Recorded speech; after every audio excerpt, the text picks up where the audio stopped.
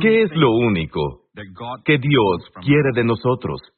Que hará que Él pase por alto a 1000 personas y se enfoque en ti con favor y deleite. ¿Cuál es esa cosa? La fe. La Biblia dice, sin fe es imposible agradar a Dios. Es que la fe justifica a Dios en todo lo que dice. Cuando Él promete algo y le creemos que eso pasará, eso es fe. Cuando creemos lo que Él nos dice en su palabra, que Cristo logró esto, eso, aquello por nosotros en la cruz y lo creemos, esto es fe. Y la fe es estar plenamente persuadidos de la bondad de Dios, de la misericordia y de la gracia, Gesed, de Dios. Eso es fe. De hecho, la fe se menciona solo unas pocas veces en el Antiguo Testamento. Y la mayor parte del tiempo es de forma negativa. Por ejemplo, hijos en quienes no hay fe. Y luego de forma positiva, una vez en Habacuc, donde dice, el justo por la fe vivirá. Y Pablo tomó eso y Pablo lo explicó cuando predicó el Evangelio de Jesucristo. Este fue su tema. El justo por la fe vivirá. O el justo por fe vivirá. Entonces nos concierne, ya que sin fe es imposible agradar a Dios. Y sabemos que la fe siempre llama la atención de Dios. ¿Por qué? Porque la fe justifica a Dios y hace del diablo un mentiroso. Por otro lado, la incredulidad justifica a Satanás y hace que Dios parezca ser un mentiroso. Y por eso la incredulidad es la peor actitud que puedes tener hacia Dios. Y por eso de todos los pecados que guían al grupo que va al lago de fuego en el libro de Apocalipsis, los dos primeros son los cobardes y los incrédulos. Los cobardes y los incrédulos. Pensamos en los pecados evidentes como los peores. Son pecados de todas formas, pero no son los pecados evidentes. Los peores tipos de pecados son la incredulidad, la duda, el miedo, la falta de confianza en la bondad de Dios. Por eso, entre más descubrimos cuán bueno es Dios, más podemos descansar en su bondad, porque la fe es un descanso. Amén. La fe es un descanso. Escribe eso en algún lugar de tu hombre espiritual. La fe es un descanso. Entonces, mientras estamos ocupados afuera, como en el tabernáculo de Moisés, la Biblia nos dice que todos los días los sacerdotes trabajaban afuera. Así que afuera están ocupados, matando a los animales, sacrificándolos en el altar del holocausto. Pero dentro del templo, el lugar santísimo que es una imagen de nosotros hoy, somos el templo de Dios. Pero en el fondo, en el lugar santísimo que es nuestro hombre espiritual, hay descanso perfecto, hay quietud perfecta. No hay actividades evidentes allí, solo la presencia del Señor. Y cuando el sumo sacerdote entra en el día de la expiación, hay tanta gloria y tanta paz, hay tal descanso de todas tus obras. Entonces la Biblia dice, esforcémonos pues por entrar en ese reposo. Y ahora estamos en ese lugar espiritualmente hablando. Estamos ahora a los ojos de Dios, sentados con Cristo en el lugar santísimo a la diestra del Padre. Y disfrutamos ese lugar por la fe. Amén. Es por fe, no por los sentidos, no por la experiencia, sino por la fe. Alabado sea el Señor. Confío que este mensaje los encuentre a todos bien y prosperando en su alma. Esa es la primera área. Y luego en su cuerpo, en su salud, y también hacia el exterior, en todos los aspectos de su vida. Alabado sea el Señor. Gracias, Señor Jesús. Creo que Dios nos preparará de manera personal y única. Yo creo que Dios preparará a la iglesia en general, pero también individualmente para ti y tu familia en una manera muy única. Es un momento para que también ores oraciones como, Dios, dame el espíritu de sabiduría y de revelación para que te conozca mejor. Muéstrame, Señor, ¿qué quieres que fluya en mí y mi familia? Y luego, cuando tengas el plano de Dios para tu vida y fluyas en él, verás bendiciones maravillosas venir sobre ti. Alabado sea el Señor. Y creo que mientras escucho al Espíritu, siento que Dios quiere que poseamos más y más de sus posesiones. Como está escrito en Abdías, la casa de Jacob poseerá sus posesiones. Una cosa es tener tus posesiones. Otra cosa es poseer tus posesiones.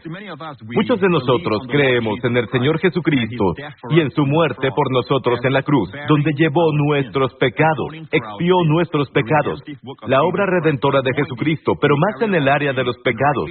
Y con razón, porque esa es la primera área que Dios quiere que veamos.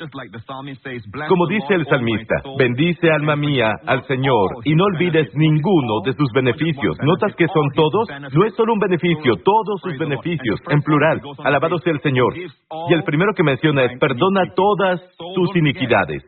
Así que no olvides todos los beneficios de Dios, que perdona todas tus iniquidades. Esa es la primera bendición que Dios quiere que recibamos. Ahora, una vez que recibimos esa bendición, hay más para nosotros. Y de eso quiero hablar. El siguiente beneficio que tenemos es el que sana todas tus dolencias. Entonces, es asombroso que cuando Dios le dijo a Josué que entrara a la tierra prometida, en el primer capítulo, el comienzo de Josué, leemos esto: mi siervo Moisés ha muerto. Ahora pues, levántate y pasa este Jordán, tú y todo este pueblo, a la tierra que yo les doy a los hijos de Israel. Noten que Dios dice, la tierra que yo les doy. Dios no dijo que les daré en el futuro. Él dice, les doy ahora a los hijos de Israel. Todo lugar que pisare la planta de su pie, yo les he entregado. Cada lugar que la planta de tu pie pise, te lo he dado. Como le dije a Moisés, noten que Dios está usando el tiempo pasado ahora. Todo lugar que pise la planta de tu pie, yo te lo he dado. Ya es tuyo. Pero todavía necesitas pisarlo. Necesitas pisar tu propiedad. Tienes que pisar tu herencia. Necesitas pisar la tierra que Dios te ha dado. Y la Biblia dice que necesitamos poseer nuestras posesiones. Y la profecía en Abdías es que la casa de Jacob, el pueblo de Dios, poseerá sus posesiones. Y estoy tan intrigado por el hecho de que es la casa de Jacob. Muchas veces Dios dirá la casa de Israel, pero cuando Dios dice la casa de Jacob, se refiere a su lado carnal. En otras palabras, al decir la casa de Jacob, Dios no está diciendo solo la casa de Israel. Los espirituales poseerán sus posesiones. Dice la casa de Jacob, incluso aunque sigan luchando, pero le creen a Dios. Eso es lo más importante. Ellos le creen a Dios, entonces si caen hacia arriba. Amén. En lugar de hacia abajo. Ellos tienen un corazón para Dios, pero no tienen que esperar hasta que sean espirituales, hasta que hayan crecido un poco en el Señor y entonces poseerán. Dios dice ahora mismo, mientras todavía estás creciendo, la casa de Jacob poseerá sus posesiones. Alabado sea el Señor. Y esto es lo que Dios le dice a Josué: todo lugar que pise la planta de tu pie será tuyo. Todo lugar. Amén. Vamos descubriendo más y más la tierra que Dios nos ha dado en Cristo. Y en todo, estas son imágenes de la verdadera tierra prometida que Dios nos ha dado. Amén. La tierra de descanso, como se revela en Hebreos capítulo 4. Juré en mi ira, dijo Dios de los hijos de Israel cuando salieron de Egipto, cuando no le creyeron a Dios. ¿Y qué es la incredulidad? La incredulidad justifica a Satanás. Incredulidad. Amén. Si no crees en Dios, en realidad estás justificando al enemigo, lo que el enemigo dice. Entonces Dios dice, estoy entristecido con esa nación, 40 años estuve afligido con esa nación, y Dios dice, yo juré en mi ira, no entrarán en mi... Él no dijo tierra, no entrarán en mi reposo. Así que hoy para el creyente, la tierra de Dios es una tierra de descanso. En todo en el Antiguo Testamento, aunque es una tierra real, la tierra de Israel que es palpable, que es física, pero es como sombras, es un tipo. Estamos en la sustancia de eso. Ellos están en la sombra, nosotros en la sustancia. Mi sombra no es mi verdadero yo. Yo soy la sustancia, amén. Si me ves, estás viendo al verdadero yo. Si ves mi sombra, no estás viendo al verdadero yo. Entonces, el Antiguo Testamento, todos son sombras. Y mucha gente quiere volver al Antiguo Testamento y poseer las bendiciones del Antiguo Testamento, cuando en realidad lo que Dios tiene para nosotros son mejores bendiciones, mejores promesas establecidas sobre un mejor pacto. Tenemos la sustancia, amén. Alabado sea el Señor, gracias Jesús.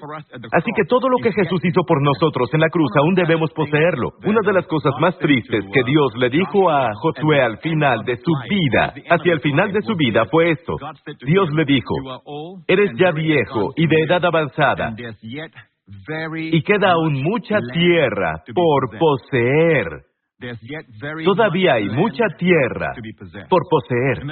Imagina llegar al final de tu vida y Dios le había dicho antes, todo lugar que la planta de tu pie pise será tuyo. Tal vez se volvieron complacientes. Algunos años después de que se volvieron complacientes, se establecieron. Sabemos que hubo 2 tribus que no entraron a la tierra prometida. Eran complacientes y querían quedarse al otro lado del río Jordán. Y sabemos que son las tribus de Rubén y Gad. Y se quedaron en el otro lado, tenían mucho ganado, sentían que la hierba de allí era mejor, la hierba de allí era verde, y no cruzaron a la tierra prometida. Entonces, sabemos qué es lo mejor de Dios para nosotros, y sin embargo, el pueblo de Dios no posee todo lo que Dios tiene para nosotros. Y creo que parte de la razón es que cada vez que Dios restaura una verdad al cuerpo de Cristo, siempre hay detractores y voces de incredulidad que hablan. Necesitamos apegarnos a la Biblia y ver si esto es parte de lo que Cristo hizo por nosotros en la cruz. Un área es la sanidad, ¿cierto? Aún hay gente que debate hoy si la sanidad está en la obra expiatoria de Jesucristo. Pero vean Isaías 53. En Isaías 53 dice, ciertamente llevó, ciertamente, por cierto, es la palabra aken, en hebreo, que significa sin duda. Es la afirmación más fuerte. Una expresión de afirmación muy fuerte. Ciertamente, aken, Él llevó nuestras enfermedades y sufrió nuestros dolores. Ahora, la palabra enfermedades aquí es la palabra dolencias, kolé en hebreo, y llevó nuestro makov, sufrimientos. Ahora, veo a Isaías aquí, en esta traducción, y dice, llevó nuestras enfermedades y sufrió nuestros dolores, aunque uno de los derivados de esas palabras es también penas y sufrimientos. Pero en realidad, la palabra principal aquí, la idea aquí es que Jesús llevó nuestras enfermedades y nuestras dolencias. Y esto se confirma en Mateo 8. Si lees Mateo 8, cuando llegó la noche, trajeron a Jesús muchos endemoniados, y con la palabra echó fuera a los demonios, y sanó. ¿A cuántos? A todos los enfermos, para que se cumpliese lo dicho por el profeta Isaías, cuando dijo, Él mismo tomó nuestras enfermedades y llevó nuestras dolencias. Él mismo. Noten que está citando Isaías 53, versículo 4. Pero aquí, en griego, dice claramente que son enfermedades y dolencias. Y si no lo basa en el hebreo o griego, si ven el contexto, está hablando de que Jesús echa fuera demonios y sana a todos los enfermos. Entonces, está muy claro que el contexto no está hablando de penas y sufrimientos, está hablando de enfermedades. Y la traducción literal de Young también lo saca a relucir. En esta traducción del inglés dice, ciertamente nuestras enfermedades, Él llevó, y nuestros dolores, Él se los ha llevado, aleluya, y lo tuvimos por azotado, por herido de Dios y afligido. Y el versículo continúa en Isaías 53 diciendo, mas Él herido fue por nuestras rebeliones, molido. Y la palabra molido aquí no es solo negro azulado, ¿sí? Es la palabra aplastado en el hebreo. Él fue molido por nuestros pecados. El castigo por nuestra shalom, nuestra paz, bienestar, fue sobre Él, y por su llaga fuimos nosotros curados. Es muy claro, amigo, que en Mateo 8 el contexto nos dice que Él mismo tomó nuestras enfermedades y cargó con nuestras dolencias. Está hablando de enfermedades y dolencias físicas. Y Jesús está sanando cuerpos. Entonces, ¿es eso parte de la obra de Jesús en la cruz? Isaías 53 habla de la obra de Jesús en la cruz. Ciertamente, Él llevó, Él cargó en Él mismo, su propia persona, nuestras enfermedades, nuestro kolé, y lo llevó en su persona en la cruz, nuestros dolores, y por su llaga fuimos sanados. Por su llaga fuimos sanados. Es hora de que nos levantemos y poseamos nuestras posesiones. Cada lugar que pise la planta de nuestros pies será nuestro. Tomemos la sanidad, amén. La sanidad es nuestra. Dios no puede forzar las bendiciones en contra de tu voluntad. Tienes que quererlo, tienes que desear eso. Debes liberar la fe para ello. Fe para ello significa que crees que Dios quiere dártelo a ti. Y puedes ver el deseo de Dios porque Él ha hecho eso en la cruz de Jesucristo.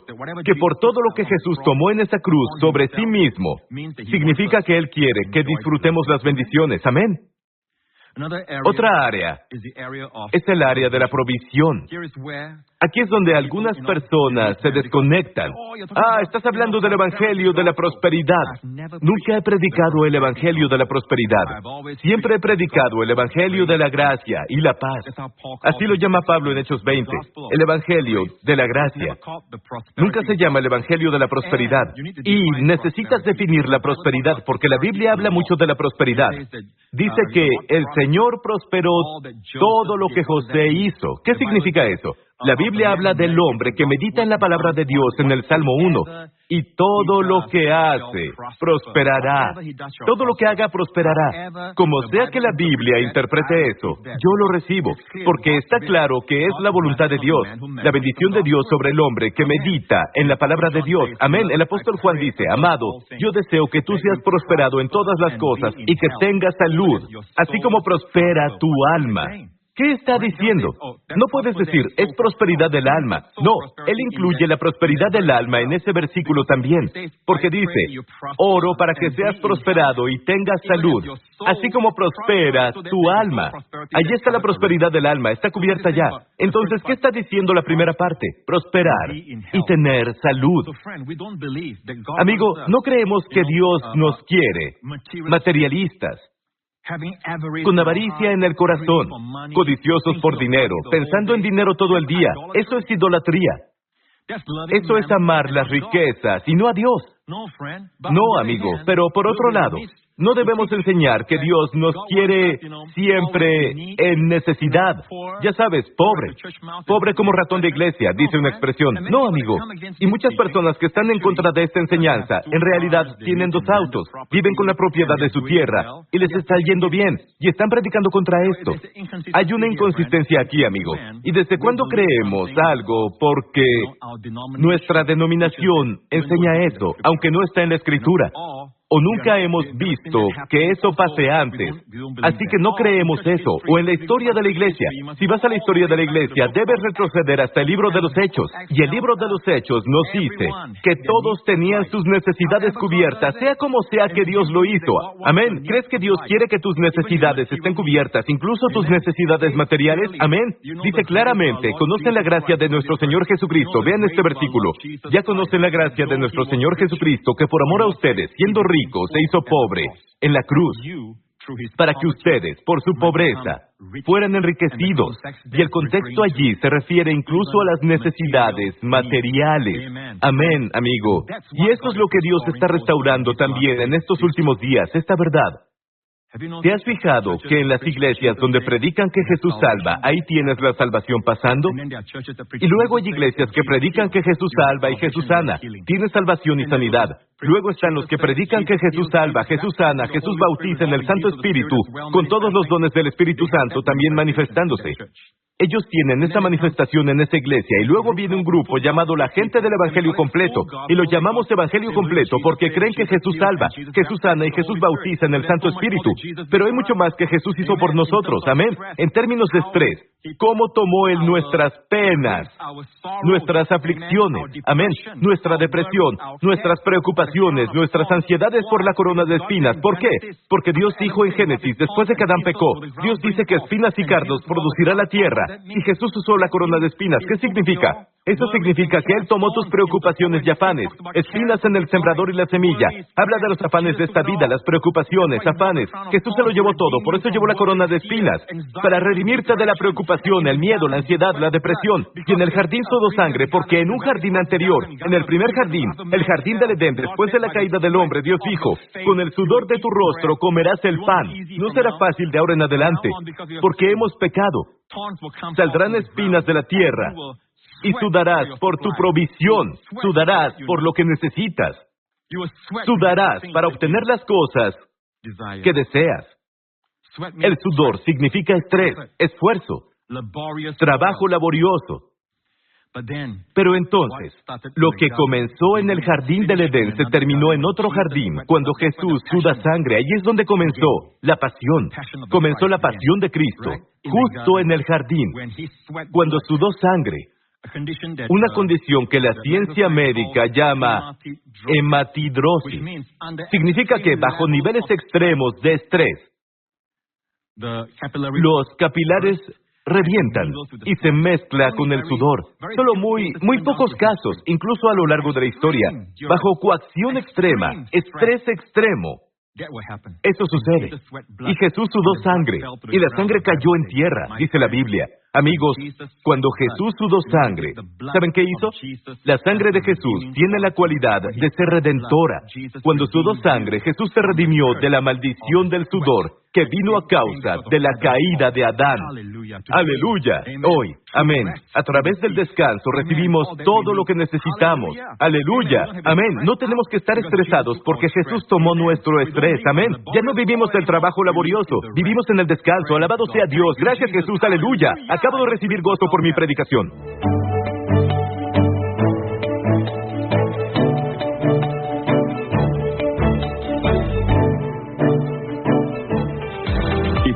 Si fuiste bendecido por este video, por favor comenta qué fue lo que te habló a ti. Danos un like y compártelo con un amigo que necesite aliento. No olvides suscribirte.